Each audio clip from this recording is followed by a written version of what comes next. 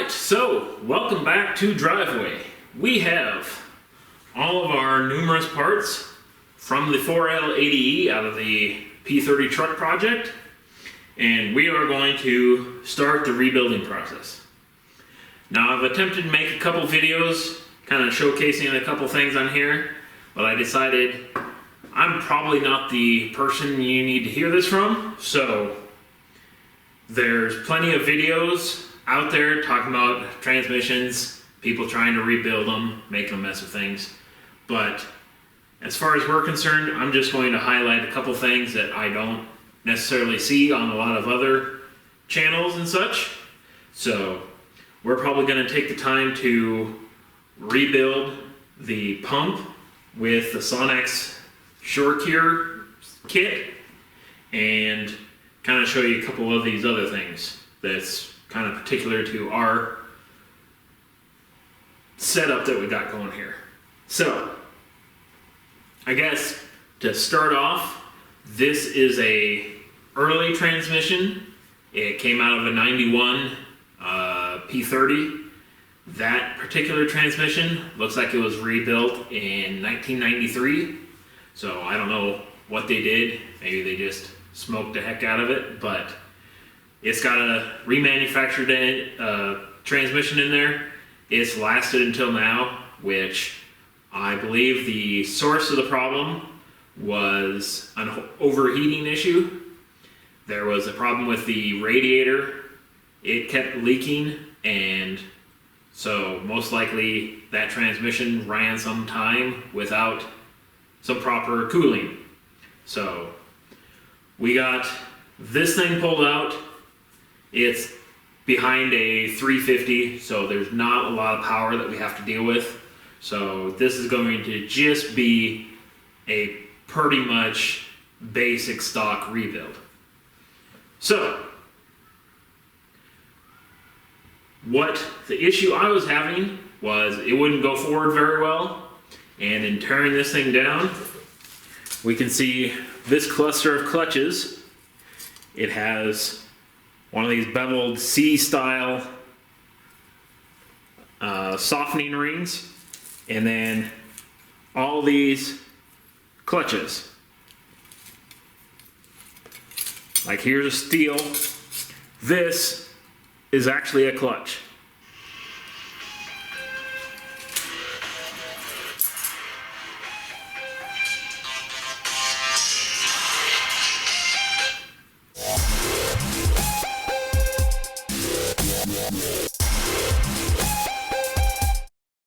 Alright, so as I was saying, we got our friction sections, which aren't looking all that well, and they're supposed to kind of have this friction-y coating on it. This one here is heavily foobarred, but that does not exactly equal that. So, this was our main issue there. That one was burnt. It's like most of the rest of the little guys still have stuff on them.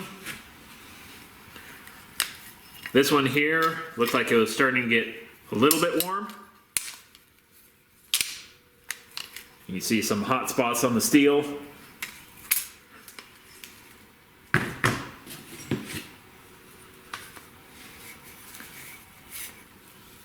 This guy, not horrible, a little bit charred there, a little bit smoked in there. So that one wasn't too bad. The overdrive one, that one pretty much looked about perfect. Main thing was we weren't able to get into overdrive the last time I drove it. So most of it was done in drive. I drove an entire tank of gas, and then when I stopped for fuel after that, all I could end up was in second. So the last about 300 some miles was driven in second gear. So it was kind of surprising that it even made it here all the way from Colorado. But that's beside the point. Anyways, we got pretty much our parts ready to roll here. We're just going to start going down the line, picking a subsection out of this grouping and build it up. I think one of the things that I want to start with is the, I don't know what exactly they call it, the reaction planet, but it's the main forward planet. So this guy here, main forward planet, it has these pins. It's kind of hard to see from this far, but there's a pin on each little planet guy here. So all these 4 pins that hold these planet gears. This particular pin, if we take and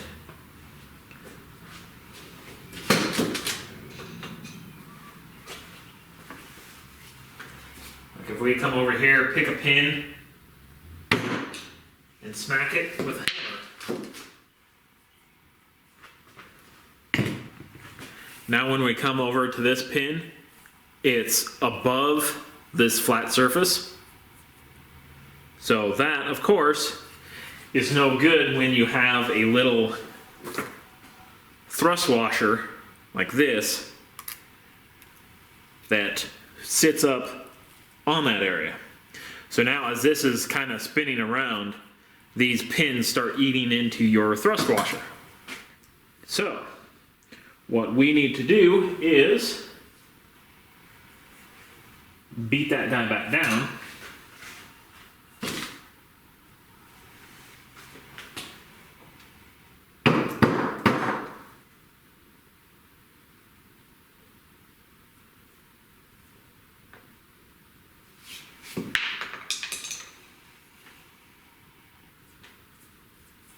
Now that guy is below the surface. And the problem is, these, while you're using it, can walk out. So we're going to come through the back here and hit it with the TIG. And just kind of zap those in.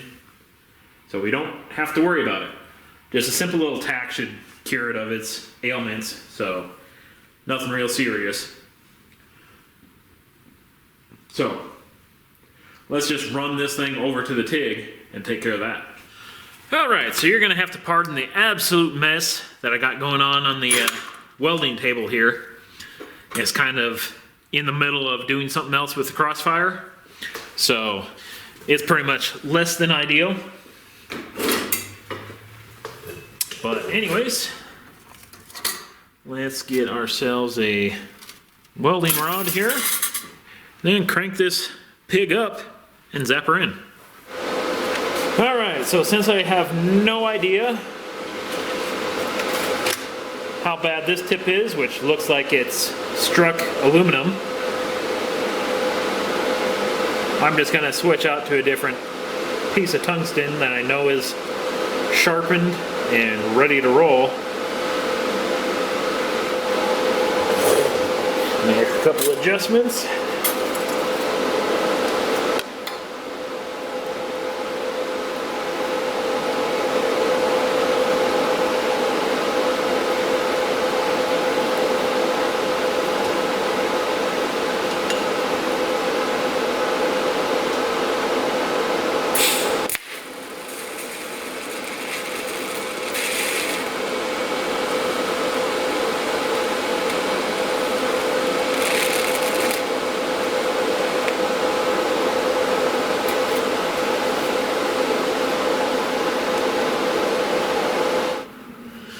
All right. Well, that is not too bad. Got those all hit there, so they shouldn't really walk anywhere. So, guess I'm going to let this cool off a little bit and we'll move on to something else. All right, so we got that section zapped. Let us just grab a segment here.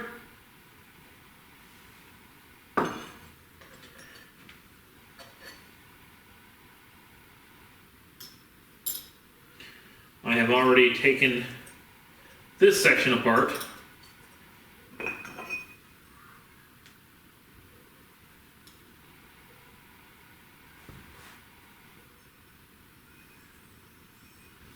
So yeah,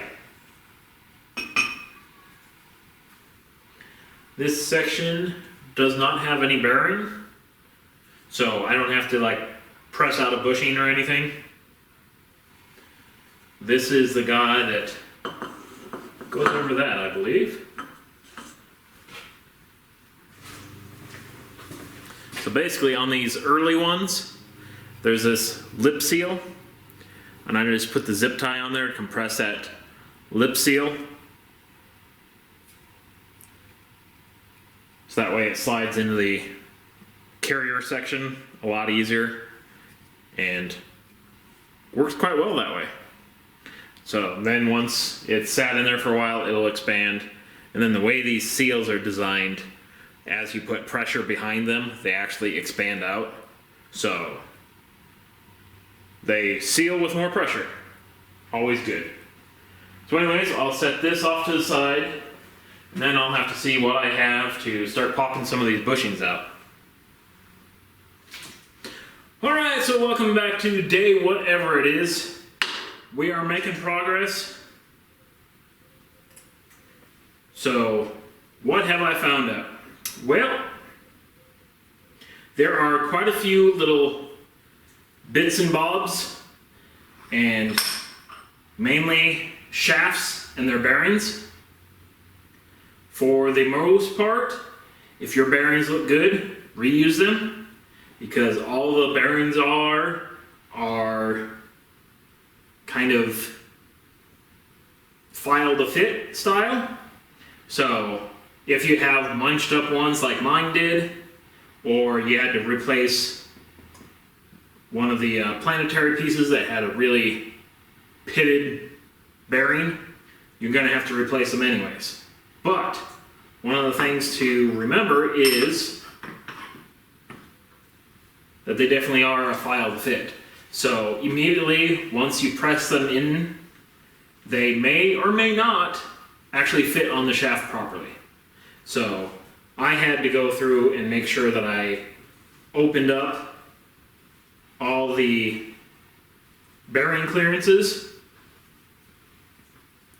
and I pretty much did that with between the lathe and a brake cylinder hone. So that was enough to just take that tiny little bit. We're talking about maybe a thousandths. So right now we're able to rotate our planetary sections completely by hand. So I think that's about what we need.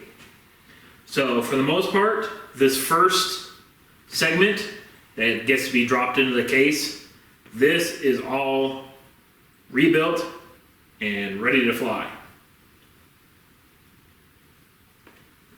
And then let's see, we already got our bearings figured out where we're going with the overdrive. Yeah, this is overdrive. Then this is the forward. And then we have the intermediate. So, we got all these pieces rebuilt through. Got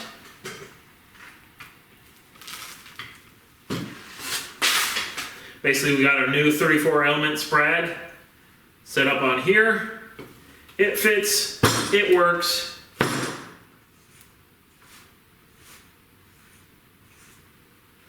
That's good there. So, our next spot is we need to come through and redo our seals. basically I'm pulling these really old Teflon seals out, making sure not to nick any surfaces or that type of stuff, because that would suck.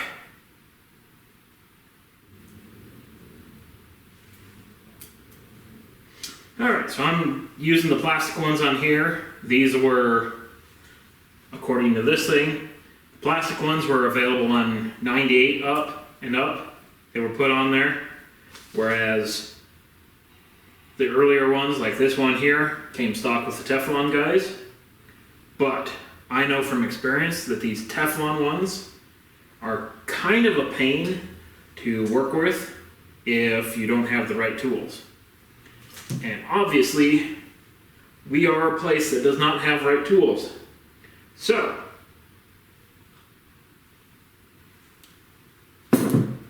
all we got left now is to put these Teflon guys onto that shaft. And we'll be pretty much set.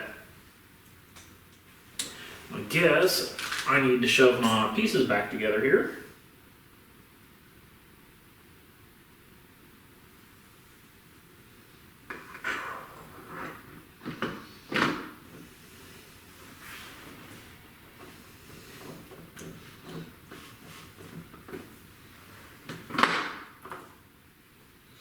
There we go.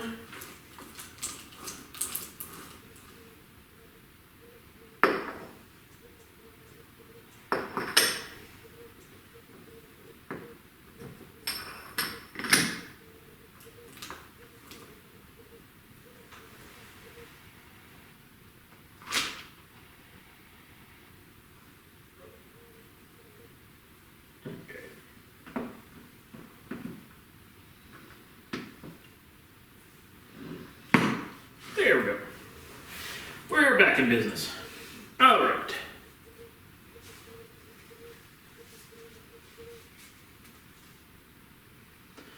So, for the most part, this guy's done.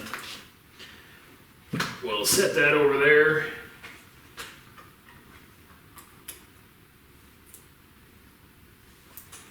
It does get a bearing here. We'll just jam some assembly lube in there.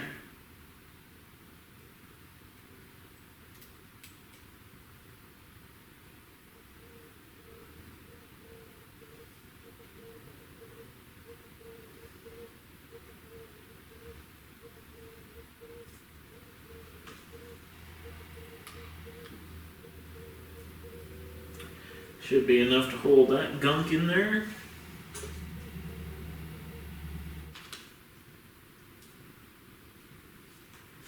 Well, that's an O-ring, all right.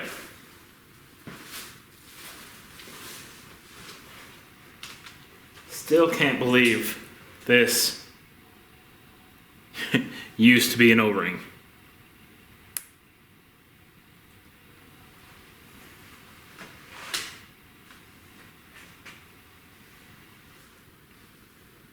That probably explains why the previous people put silicone in the RTV, in the grooves. So they're getting some leakage out of the transmission. So instead of pulling the tail housing out and replacing that seal, they just dump some RTV. Anyways, that's pretty good there. I am going to get some water. I think I can find my little water heater pot thing so we can throw the Teflon seals in there for the shaft. And we can get them shoved on there.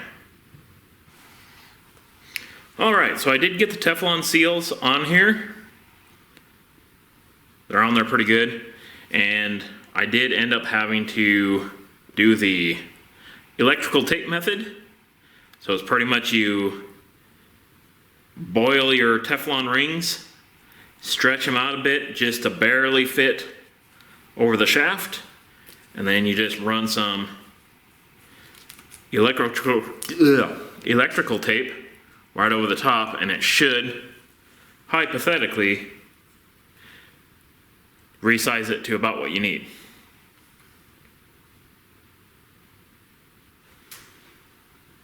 And of course, if they're still a little bit too big, you can go through and do it again. Or you could get creative with a hose clamp. But I think it'll work pretty decent. So I got that assembled. I got the overdrive clutches figured out. I got pretty much all these little sub-assemblies set up and put together. So I think we're about to the point of getting the case all finished, cleaned up. Then we'll be able to start stacking this thing. So I could check the bearings on some of these other items and they look like they'll be perfectly fine. So I don't really have to worry about changing some of them. So, close enough, I guess. So yeah, we'll catch you back here in a couple minutes. Alright, so anyways, this is probably going to be a decent stopping point. I've got the front half all rebuilt, rear half all rebuilt. I just hosed out the case, so that should be good to go here before too terribly long. So we'll have one more video where I am installing the rest of the Sonex kit, so we can see how that works in the place here, and then we'll shove it all back together and go from there. So it's like half the Sonex kit is going to go in the pump. Then I think there's another section of it that goes into the valve body. So we'll be taking care of that, and hopefully we can get this thing back on the road. So it's a lot of time. Anyways, that's the reason why you need to find a transmission guy that you trust, because this is a lot of time spent doing something that somebody else could do quicker and get you back on the road. But since I don't trust anyone around here, I gotta do it myself. So anyways, thanks again for stopping by and watching. Hopefully we can see you again later.